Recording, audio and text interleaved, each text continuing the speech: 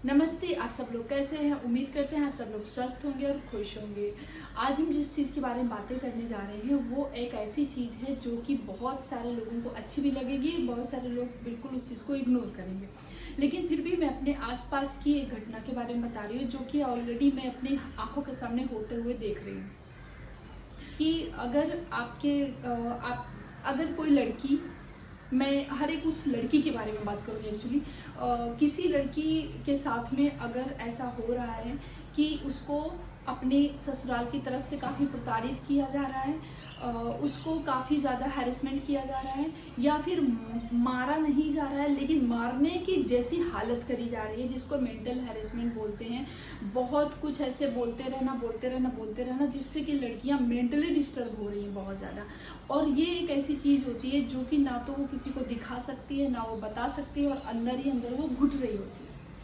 और एक टाइम पर ऐसी चीज़ जब ये काफ़ी ज़्यादा हो जाती है तो या तो लड़की स्टैंड ले लेती है, और लड़की अगर स्टैंड नहीं लेती है तो आत्महत्या करने तक के लिए मजबूर हो जाती है। और ऐसा ये मैंने चीज़ अपने आँखों के सामने होते हुए देखा है और बहुत सारी चीज़ें देख भी रही हूँ।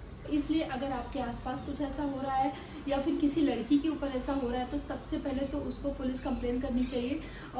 अपने मम्मी पापा को बताओ अगर आपके मम्मी पापा को ये चीज़ नहीं समझ में आ रही है, लगता है कि क्योंकि आज भी 80% लोग ऐसे हैं जो मेंटल हैरेसमेंट को बिल्कुल नहीं समझते, तो हो सकता है आपको आपके मायके में भी कोई ना समझे। और तो इस वजह से मम्मी पापा को एक बार इन्फॉर्म ज़रूर करो। लेकिन अगर मम्मी पापा से भी चीज़ नहीं हो पा रही है तो आप इस चीज़ को लेके आपको पुलिस कंप्लेन करें, क्योंकि अगर आपने आज पुलिस कंप्लेन नहीं किया और ये चीज़ बढ़ती गई तो ये आपके लिए ही बहुत ज़्यादा और ये सही नहीं रहेगी। और आप दिखा नहीं सकते हो। कल को अगर आप इनकेस अलग होते हो तो आपको बाकायदा आपके पास में कोई प्रूफ नहीं रहेगा कि आपके साथ क्या हुआ है क्या नहीं हुआ है।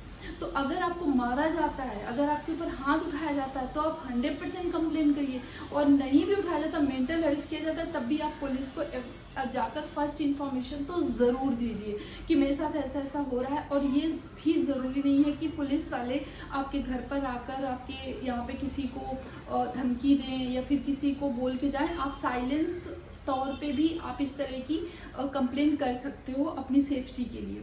और अगर इनकेस कभी आजकल तो ऐसा हो रहा है, कुछ लोग तो ऐसे हैं मेंटल हैरेसमेंट को बिल्कुल एक नॉर्मल तौर पे ले रहे हैं। अरे ये क्या होता है, बोलते हैं इससे क्या ही होता है, वो तो बैठे बैठे दूसरा कुछ काम नहीं है इसलिए इसको मेंटल हैरेसमेंट का नाम दे दिया है। तो बहुत सारी ऐसी चीज़ें होती है ना जो लोग समझा नहीं सकते हो आप। ये मेंटल हैरेसमेंट एक ऐसी चीज़ होती है, ये वही इंसान फील कर सकता है जिसके ऊपर, जिसके साथ ये चीज़ हो रही होती है। तो इस चीज़ को समझें तो ज़्यादा अच्छा रहेगा, क्योंकि मेरे सामने एक चीज़ ऐसी हुई है कि उस पर हाथ उठाया गया और मेंटल हैरेस भी किया गया उसको बहुत ज़्यादा, और उसने किसी को बताया नहीं और वो अलग रहती रही, मतलब अलग रहना स्टार्ट कर दिया उसने। आज को उसके घर वाले उससे डिवोर्स मांग रहे हैं, और वो भी इस कंडीशन पे कि उसको कुछ देंगे नहीं, बिकॉज वो अलग रह रही है, कुछ भी उसको मिलना नहीं है।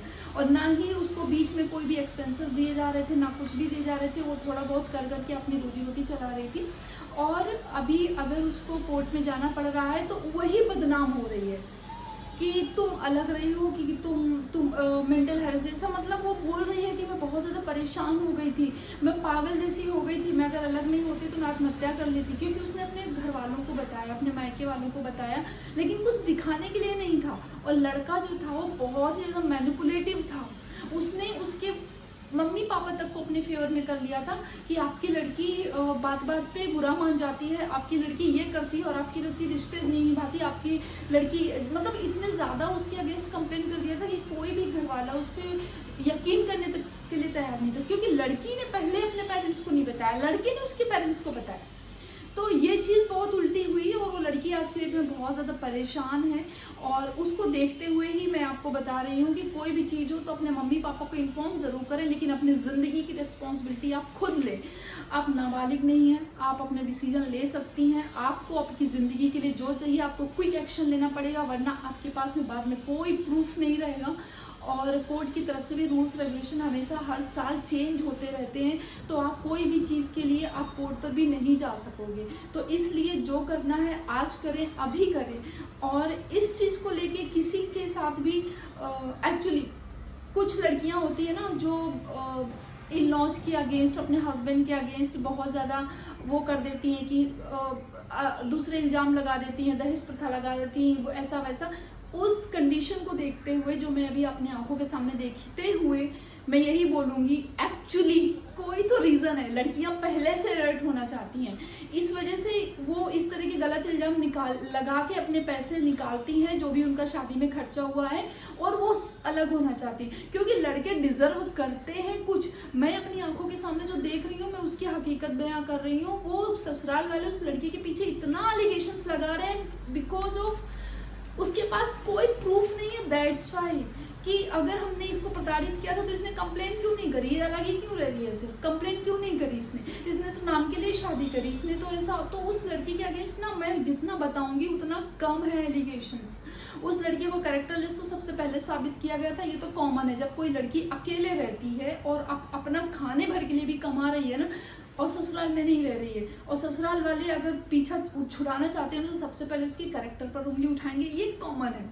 उसके अलावा उस लड़की से अब बोला जा रहा है कि साइन कर दो, अदरवाइज हम तुमको कुछ देंगे नहीं, साइन कर दो या हमारे पास रहो। अब ये बताइए, उसके परिवार वालों ने, उसके ससुराल वालों ने जब उसको इतना ज्यादा उसको प्रताड़ित कर चुके हैं, दोबारा वहां पे कैसे रहे। अब अगर साइन भी करती है तो उसको कहीं जाके कुछ भी देने को तैयार नहीं है, अगर ऐसे ही साइन करती है। और नहीं साइन कर रही है तो उससे पूछा जाता है तुम्हारे पास प्रूफ क्या है। तो लड़की बीच में फंसी हुई है यहाँ पे। तो उसको देखते हुए मुझे लगा कि मुझे कुछ तो शेयर करना चाहिए आप लोगों से, कि आप कोई भी इंसान हो ना, अवेयर हो जाओ।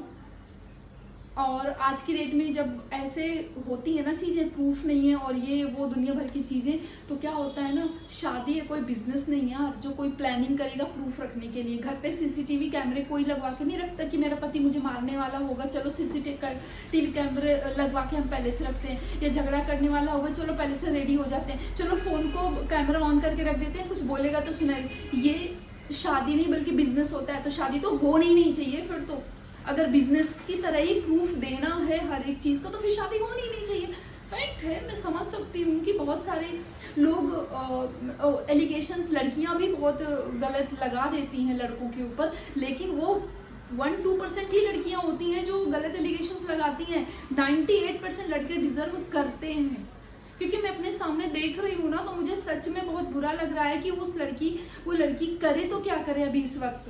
अब पूरी जिंदगी पड़ी अपने पेरेंट्स पे कोई डिपेंड नहीं रह सकता है। हाँ, वो कोशिश कर रही है, मैं भी देखती हूँ कोशिश कर रही है काम करने की, बट वो सर्वाइव नहीं कर सकती सिर्फ कोशिश में।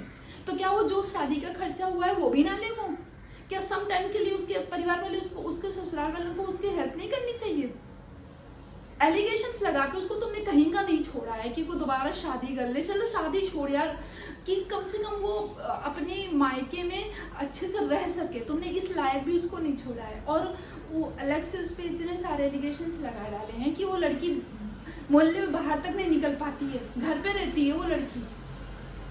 तो ये सीरियसली बहुत गलत है, और मुझे नहीं लगता है कि अब फिर एक मुद्दे की अगर क्लियर कट टू कट बात करी जाए तो क्लियर थी। अच्छा, अलग होना है, तुम्हारा जो शादी का जो तुम्हारे पापा ने दिया है, चलो ये ले लो तुम अपना, और बस सीधे से हमारा पीछा छोड़ो, या अब हम भी फ्री होना चाहेंगे। बाकायदे की बात करो ना यार, एलिगेशंस लगा के फ्री में साइन करवाने की बात क्यों करते हो? इतना भी कोई पागल नहीं होता है। जिंदगी तुमने सारा पैसा रख लिया, सब कुछ रख लिया, अब कहते हो फ्री में साइन कर। तुम्हारे लिए ही उसके पापा ने जोड़ जोड़ के रखा था क्या? तो बस ये सारी चीज़ें हैं एक्चुअली, और मुझे ऐसे बात नहीं करनी चाहिए, लेकिन मुझे बहुत बुरा लगा ये सारी चीज़ों को देखते हुए। तो मुझे लगा कि एक्चुअली अवेयरनेस तो होना बहुत ज़रूरी है, और इससे अंदर से बाहर निकलो भाई, बाहर निकलो। मैं हर एक लड़की को बोलूँगी, शादी करने से पहले अपने पैरों पे खड़ी हो जाओ, नौकरी करो, फिर जॉब करो, भले शादी ना करो, उम्र ज़्यादा हो जाए शादी मत करो, लेकिन शादी तभी करो जब तुमको लगे कि अगर 4 धक्के तुमको मिलेंगे और तुम अकेले रहने के लिए सर्वाइव कर सकती हो, तभी शादी करो, अदरवाइज नो।